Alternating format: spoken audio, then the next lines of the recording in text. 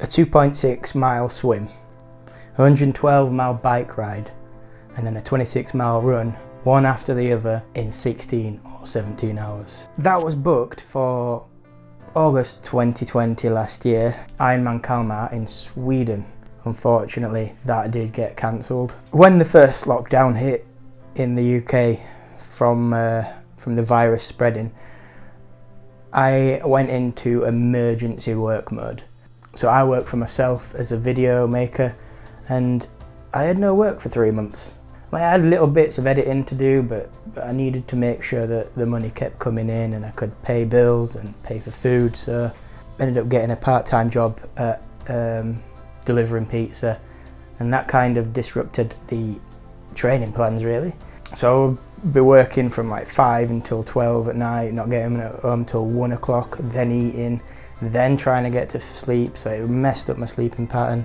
And that was for about 3 months. And then work came back through the summer until Christmas, and it was full on. Work became a priority. There was no health, training, fitness going on. I started to drink more than I should have done. I drank more than I ever have done. So then it becomes into a bad cycle of bad sleep, working all hours, drinking on your time off. I mean, for a lot of people, it's been a strange year. So it's 2021. This year, from me, I'm going to make no excuses. It's the 11th of January now, and we're currently about 31 and a half weeks away from race day. The training hasn't begun yet. I wanted to do this video and then straight on with it, and film the process of that. So Ironman have rescheduled the date to 21st of August this year, hopefully if it goes ahead. So I first knew about Ironman from my friend James from university. I met him in the cycling club, and he told me that what he did in Lanzarote, that was his first race. I thought that was absolutely mental. I really did. I thought, how could you put your body through that? The swim, the bike, then a marathon straight after. I used to call him a freak of nature, and in a good way obviously, but so that made me curious. That's the first step, curiosity. And I went to go and see him in Bolton, the Ironman Bolton. It was phenomenal. I remember seeing him on different parts of the track, and how he just kept going and going and going. I still couldn't understand it yet, but it wasn't just him, that all the other athletes coming past, and there was just in another zone, in another dimension. And not only the athletes, the organisation of the event, the people at the side, the friends and the family at the side of the road. It gives me shivers just thinking about it. It was brilliant to see, and that instilled the curiosity even more. James did keep teasing and probing, just like, you're gonna do it, and I kept shrugging it off. I thought, nah, I can't do that, it's too much. Didn't think I was capable of it. I mean, I have a background with cycling. I've done big long distance rides before. I mean, my longest distance is 180 kilometres, I'm not sure what that is in miles. I've done the London 100, but not a marathon and a swim either side of it. But he kept asking, and secretly I was starting to give a bit. I was starting to think I could potentially think about doing it. Just think about it. So I roll on to 2019. James was at a Lakesman Ironman distance event in the Lake District, UK. So we took a tent, camped out for the weekend, and got up at 5 AM, walked down to the lake just to see him get out of the swim. For me, the swim's the most scary part, but it was refreshing to see the smiles on people's faces getting out as they're running towards transition. Luckily, the roads were open for that event. We got to drive to different parts of the route, which was great. I mean, we saw him about 5 different times. I took my camera to get some pictures. I remember one part on the bike, we were waiting for James in the town, and it was coming towards us, and he just stopped and sat down, and he was almost gone. He'd still had, I don't know how long he had to do left, maybe 50k, to do on the bike before the marathon. He just sat down and was like, I've got no energy.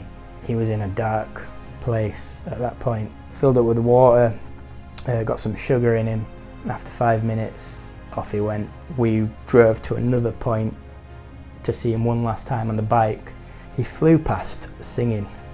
Don't know how, don't know where it came from, but something in him bolted it and he got onto the run. I saw that happen. He was happy riding past after that dark moment before, and it made my hair stand up on the back of my neck.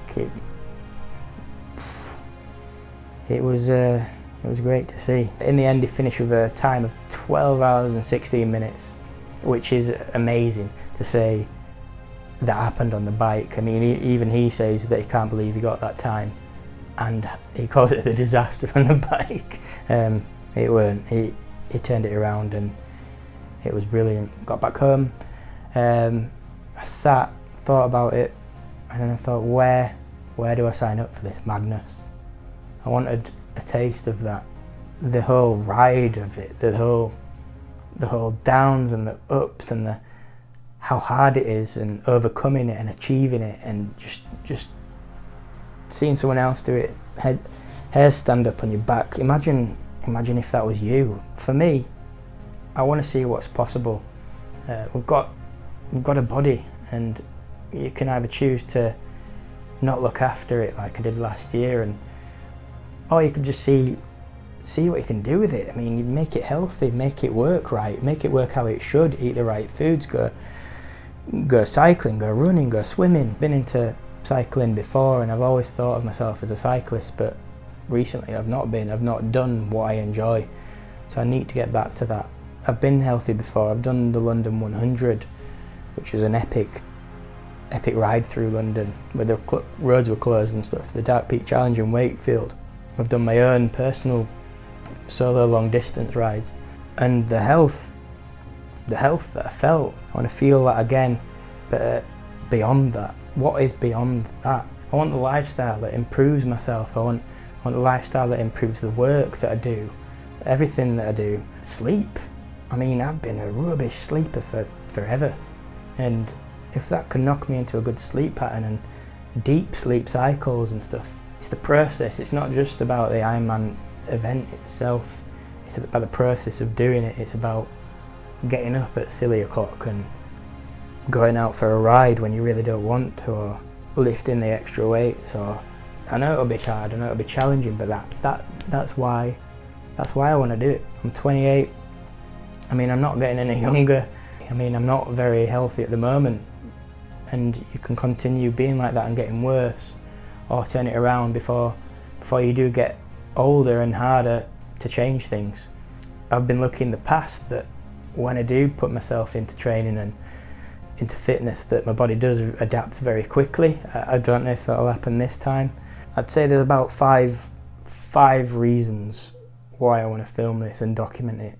The first one is, when I went on the London 100, I filmed that. I put a GoPro on my bike and just the journey around, sped it up at different times. And I look at that sometimes and I look back on it with fond memories. I want to capture more moments like that for myself to look back at. So I want to document this journey from now and every step of the way. How I do it, how I get to the point of Ironman. If it goes ahead this year. If not, I'll carry on for the next year. And I'm going to do it at some point. Number two, I make videos for a living, but I never make videos about me. I'm pretty rubbish at speaking to a camera. I've probably done many takes of this already. I stumble on my words a lot, and I think if I can do this, maybe it'll help with how I can speak and talk to people in like the real world and just be more confident. I mean, I'm not confident at being at this side of the camera.